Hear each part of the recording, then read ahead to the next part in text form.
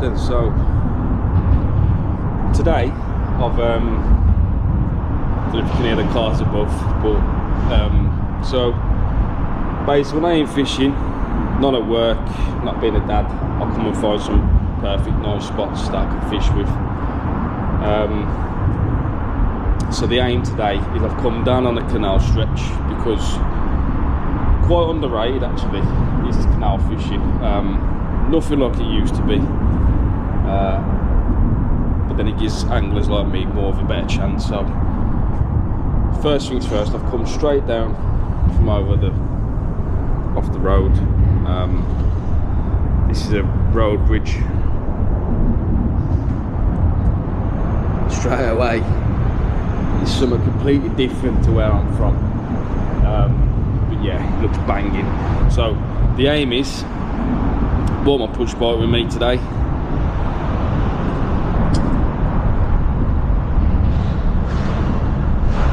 So the aim is we're gonna head down that way towards a nice few spots that I see from the top of the bridge, and then hopefully we can find some nice spaces that we can set the bivvy up. Not bothering anybody else, that's the main thing on the canal, because it's a lot of pedestrians walking up and down. So it's not only going to be about where looks carpy, it's more so about like I said, where we can set up nice and comfortable, whether we do a 24, 48 hour session.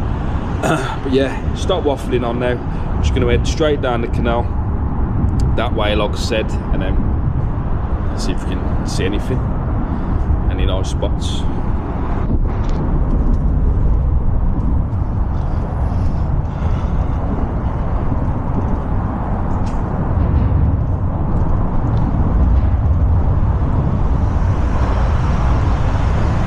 Straight away, I know that noise that you can hear now probably put a lot of people off, but it's probably the maddest canal place I've seen in a long time. And I even think, just even this area, there's no bother, there's no pedestrians. We've got a bridge there for shelter, just above. Really appealing, to be honest.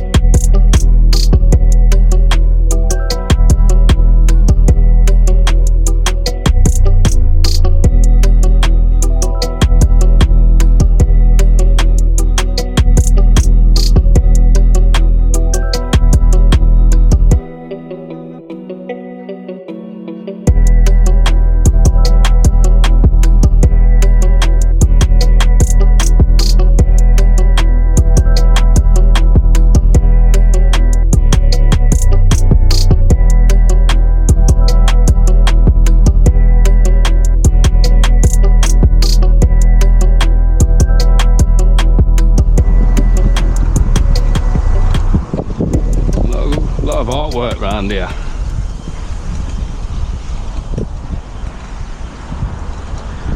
Oh, again, big beds of lilies. Something I love to fish against.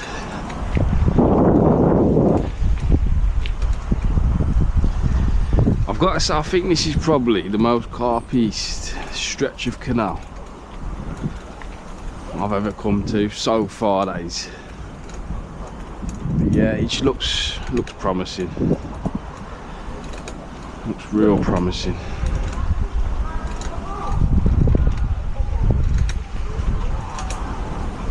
Just wondering, I think if it'd have come, it was a bit warmer,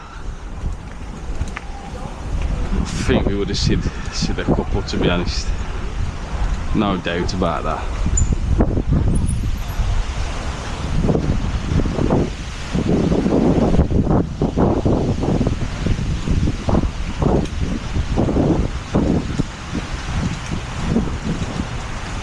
yeah, still bearing in mind.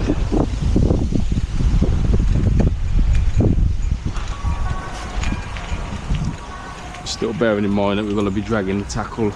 There we are, the gear.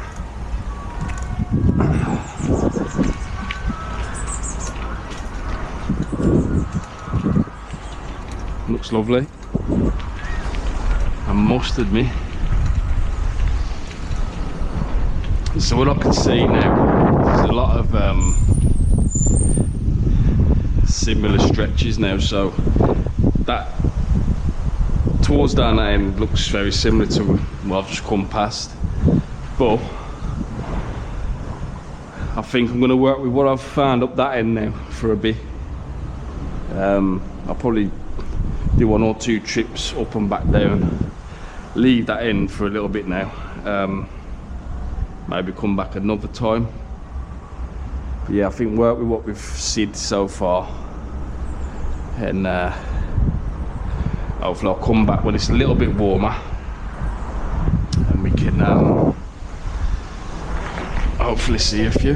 But yeah,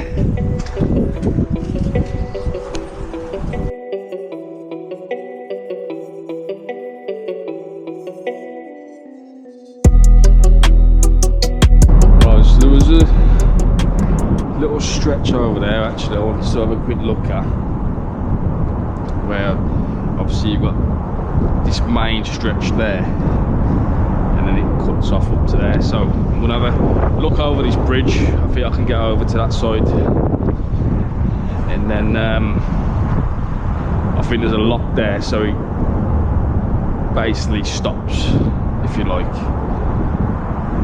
So any fish that probably swim up there, if you had a pre-baited spot, as I was saying earlier, then that's where they'd probably seem to hold for a short while anyway, at least. So I'm gonna have a quick look over this bridge and then we'll see what it's like up there. Noticed a small sign there, Tipford Pools, which I don't know if that's referring to pools. As I said, if anybody knows anything about it, let me know in the comments, because I vaguely know, roughly know where I am, but never heard of that.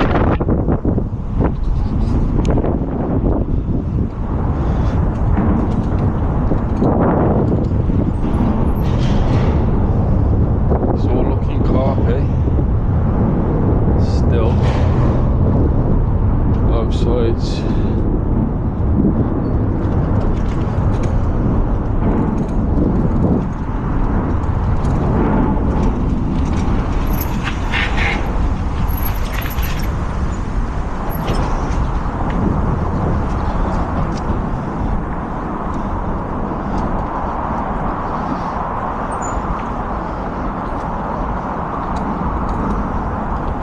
Oh, weed beds.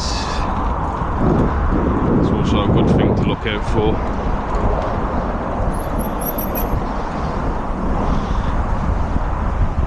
Bit of water flow into the... Well, I think that's coming from that factory over there, to be honest. Oh!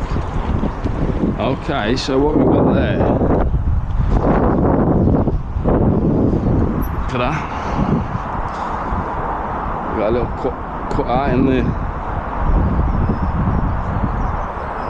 behind the back of the weed bed there. It's interesting.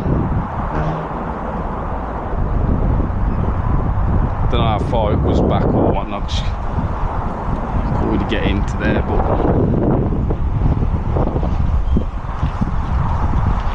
yeah. So as I was saying, you've got that cut off from that side, brings you up here. And then obviously you stop there by a lock.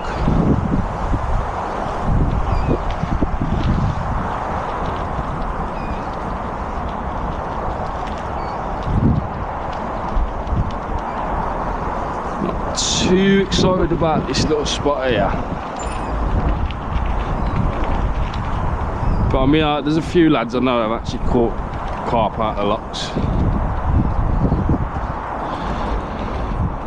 Yeah, got a little house there.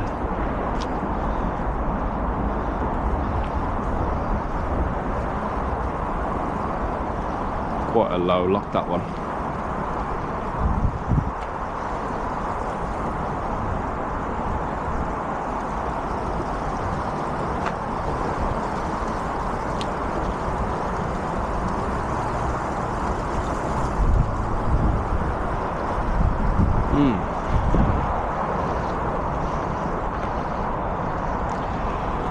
I imagine this being a bit like,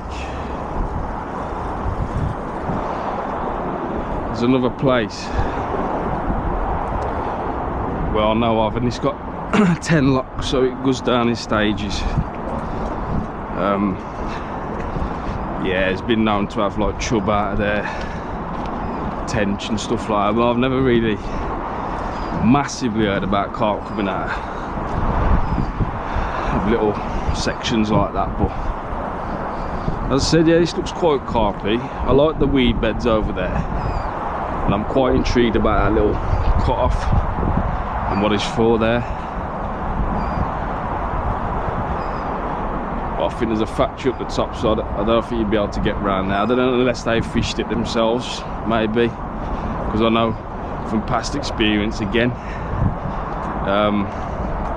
a lad that he built like a little peg there, he used to come down his dinner breaks and stuff, obviously not there but in a different place, and he was known to have had carp out of there as well.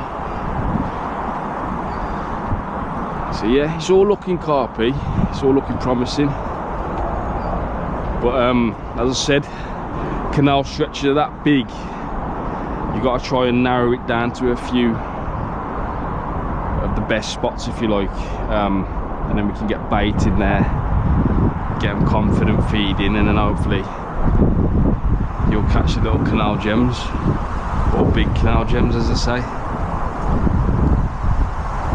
Yeah, that's what we've said. Again, I'm actually quite buzzing, to be fair, with all I've said, because I have fished canals quite a bit. I've spent a lot of years, to be honest, fishing canals, and like I said at the start of the video,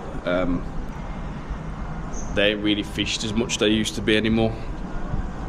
But I know from past experience of some big carp that live in these canals.